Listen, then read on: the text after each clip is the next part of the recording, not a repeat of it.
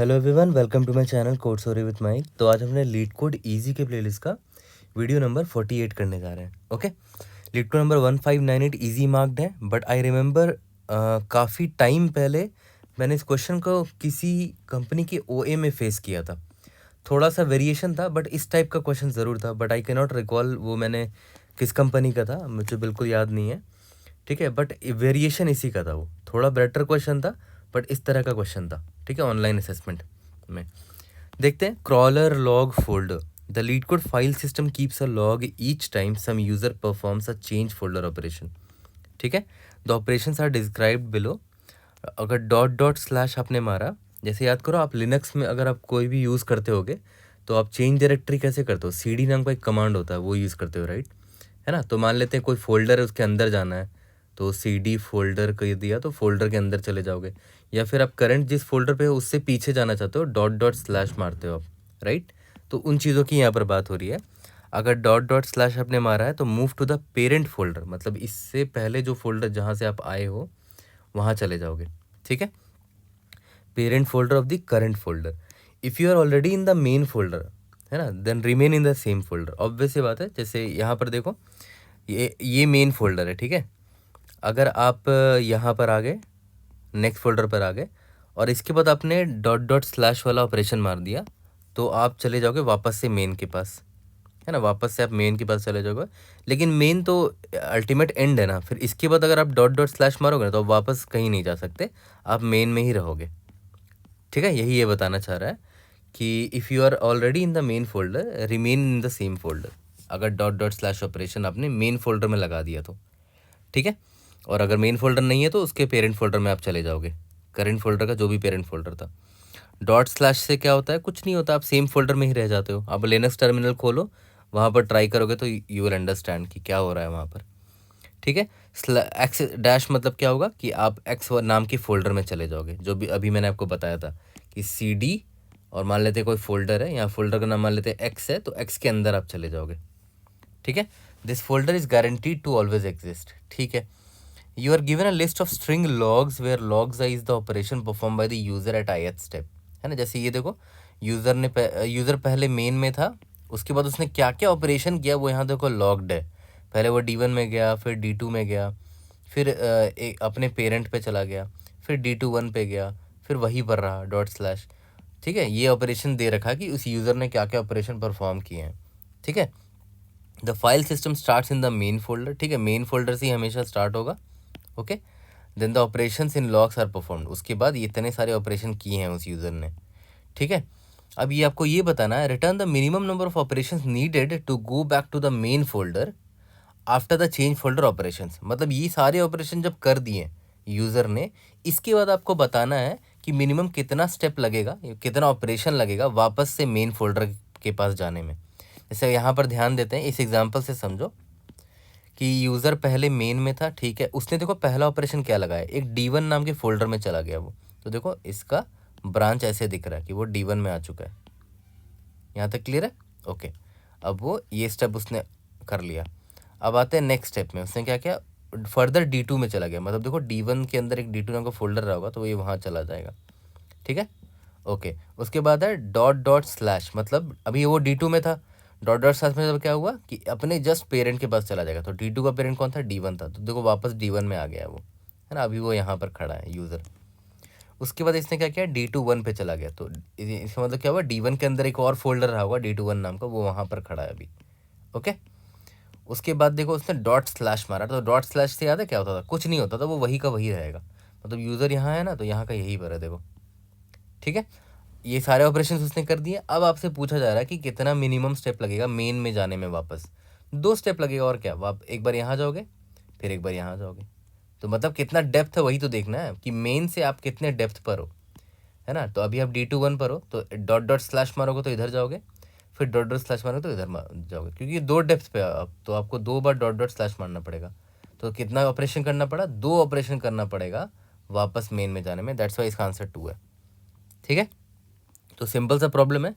तो देखते हैं हमारा पहला अप्रोच क्या होने वाला है। तो अल्टीमेटली आपने ध्यान दिया होगा कि हमें बस डेप्थ ही कैलकुलेट करना है कि कितने डेप्थ पर आप खड़े हो करेंटली मेन से, है ना। देखो आप मेन से करेंटली दो डेप्थ पे खड़े थे यहाँ पर, तो आंसर आपका 2 होगा, क्योंकि आपको 2 स्टेप लगेंगे वापस मेन में जाने में। ठीक है, तो आपको डेप्थ निकालना है। तो हम ऐसे देखेंगे कि मान के चलते हैं अभी आप मेन पर हो ना, ठीक है, मैं यहाँ पर विजुअली भी दिखा देता हूँ आपको ताकि कन्फ्यूजन ना हो। अभी आप मेन पर हो और मैं यहाँ पर डेप्थ भी कैलकुलेट करता चलूँगा कि डेप्थ की वैल्यू क्या है। Depth is equal to currently 0 है, ऑब्वियस सी बात है, अभी आप मेन पर ही खड़े हो।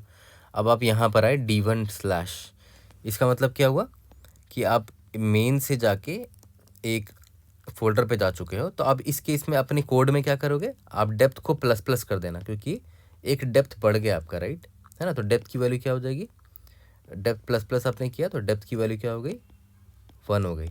ओके, ठीक है, आपने ये ऑपरेशन परफॉर्म कर लिया। अब आई यहाँ पर आया, फिर D2 आपने परफॉर्म किया। इसका मतलब क्या हुआ कि वापस से आप डेप्थ प्लस प्लस करना है ना, मतलब डेप्थ इज इक्वल टू क्या वैल्यू हो जाएगी, डेप्थ की वैल्यू 2 हो जाएगी। ठीक है, मतलब आप D2 पे आ चुके हो। अब आई यहाँ पर आया, आपने देखा अच्छा ये डॉट डॉट स्लैश के बराबर है ये स्ट्रिंग, इसका मतलब क्या हुआ, मुझे एक पीछे जाना पड़ेगा। तो आपको क्या करना है, आप डेप्थ माइनस माइनस कर देना है ना। तो पीछे जाने का मतलब क्या है कि अब ये हट गया आपका और अब वापस D1 पे आ चुके हो। तो उसमें आपने क्या परफॉर्म किया, डेप्थ माइनस माइनस परफॉर्म किया होगा। तो डेप्थ की वैल्यू करंटली क्या है, डेप्थ की वैल्यू करंटली 1 हो गई होगी, वापस से 1 हो गई होगी, क्योंकि आप देखो यहाँ पर खड़े हो और 1 होना भी चाहिए था, है ना। देखो एक ही डेप्थ तो है, तो डेप्थ का करंट वैल्यू 1 है, देखो ध्यान देना यहाँ पर। ओके, ठीक है, अब आगे बढ़ते हैं। नेक्स्ट ऑपरेशन क्या है, D2 1। तो इसने वापस से आपने एक D2 1 मारा है, तो आप D2 1 पे आ गए। तो डेप्थ बढ़ा होगा ना आपका, तो आपको क्या करना चाहिए, डेप्थ प्लस प्लस करना चाहिए। तो देखो डेप्थ का वैल्यू वापस से क्या हो गया, अभी करंटली 1 था ना वैल्यू, तो प्लस प्लस किया तो डेप्थ की वैल्यू 2 हो चुकी है। और सही बात आपको दिख भी रहा होगा कि देखो 2 डेप्थ पर आओ, आप मेन से 2 दूरी पर हो। ठीक है, इसके बाद डॉट स्लैश है, डॉट स्लैश में कोई चेंज नहीं होगा, डेप्थ चेंज नहीं होगा, क्यों, क्योंकि आप वही का वही खड़े रहोगे। तो डेप्थ में कोई चेंज मैंने नहीं किया, डेप्थ की वैल्यू अभी भी 2 ही है। तो बस आपका आंसर क्या हो जाएगा, जितने डेप्थ पर हो आप, तो रिटर्न क्या कर देना, depth. As simple as that, इतना सिंपल सा प्रॉब्लम था।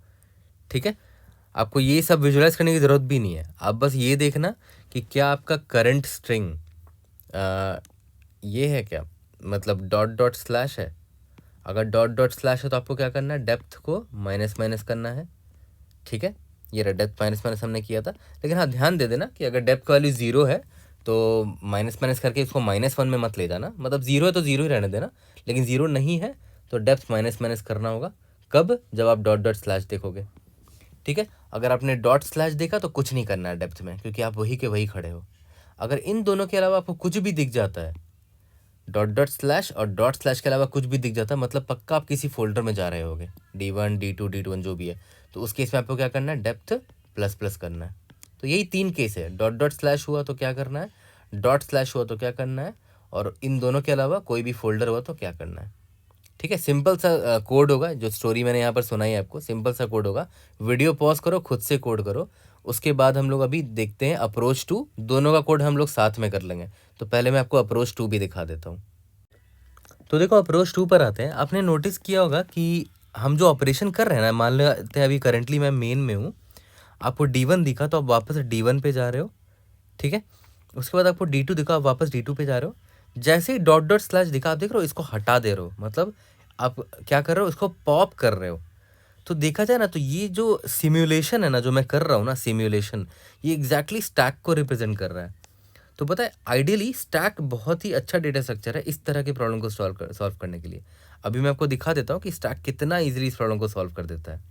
ठीक है, तो ये प्रेडिक्ट कर पाना, ये आइडेंटिफाई कर पाना कि ये स्टैक का प्रॉब्लम है, आपको नेचर देखना पड़ेगा प्रॉब्लम का। अभी मैंने दिखाया ना आपको करके कि मैं मेन से पहले D1 में गया, D1 से D2 पे गया, जैसे ही देखा डॉट डॉट स्लैश है तो मैंने इसको हटा दिया D2 को, मैं वापस से D1 पे आ गया। तो क्या बेस्ट डेटा स्ट्रक्चर है जो इसी की तरह काम करता है, सिमुलेशन उसका कुछ इसी तरह होता है, वो है हमारा स्टैक। अभी देख लो, आपको क्लियर हो जाएगा।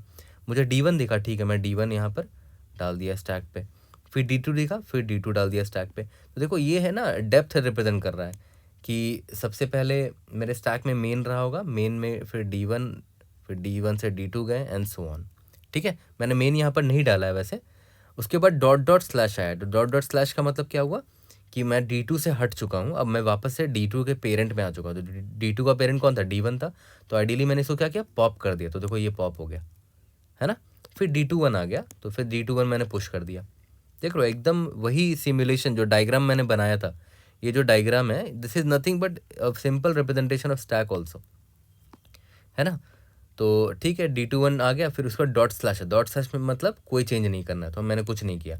अब एक चीज़ ध्यान दो, इसका मतलब क्या हुआ, स्टैक का साइज देखो, D1 है D21 है, मतलब 2 है इसका साइज, इसका साइज 2 है। इसका मतलब क्या हुआ कि मेन से मैं 2 डेप्थ पर हूँ, पहले तो मेन रहा ही होगा, उसके बाद देखो D1 पे गया, फिर D2 पे गया, तो स्टैक का जो साइज होगा ना मेरा, st डॉट साइज, वही मेरा आंसर होगा, यही तो डेप्थ के बराबर होगा, ऑब्वियस सी बात है, क्लियर से आपको दिख रहा है, ठीक है। तो बस इसमें हमने क्या किया कि time complexity O of n तो इसमें भी लगा है, but space complexity O of n है, क्योंकि हमने एक एक्स्ट्रा स्पेस यूज़ किया है, स्टैक, ठीक है, यहाँ तक क्लियर है।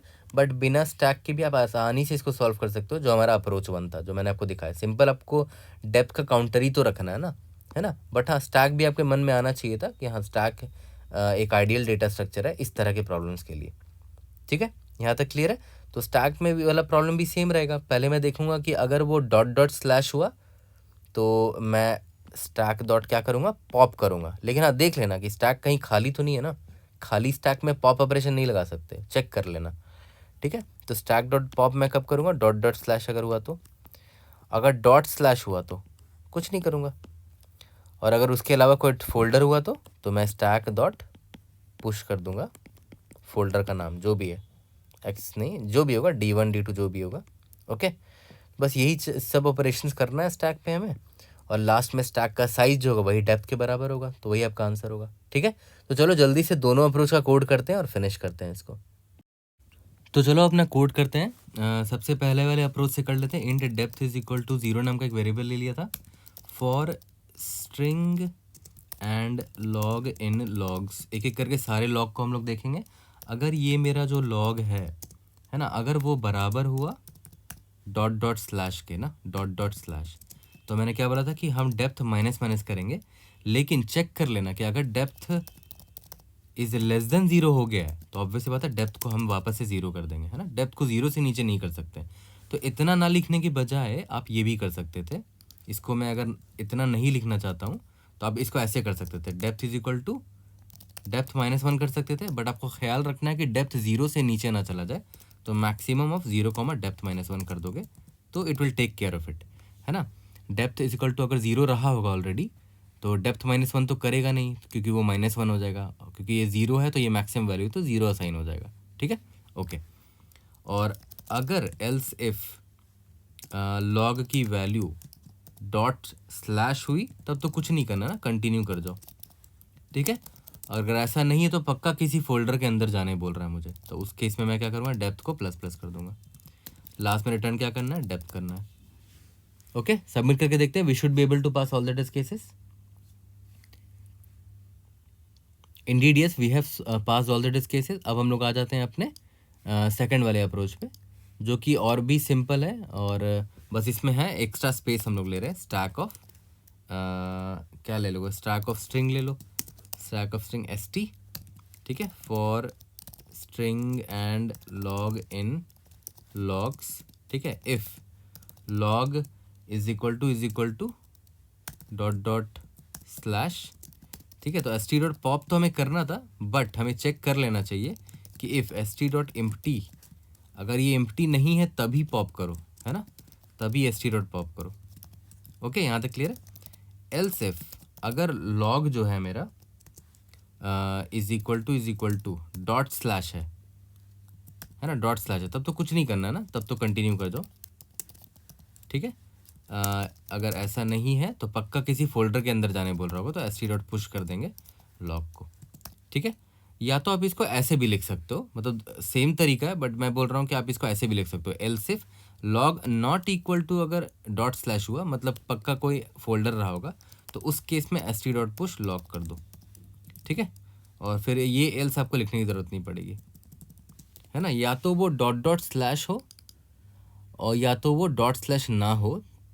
अगर डॉट डॉट स्लैश हुआ तब तो ये यहाँ पर जाएंगे, अगर डॉट डॉट स्लैश नहीं हुआ तो पक्का कोई फोल्डर होगा, तो मैं फोल्डर में चला गया, ठीक है, मतलब ऑप्टिमाइज़ करके मैंने लिख दिया है, एक ही एल्स इफ में लिख दिया है, ठीक है। लास्ट में आपको क्या करना है, रिटर्न st डॉट साइज करना है, सिंपल सा सोल्यूशन था, ठीक है। Let's see if are able to pass all the test cases. Indeed yes. तो I hope I was able to help. कोई भी डाउट होता है read in the comment section, I try to help you out. See you guys in the next video. Thank you.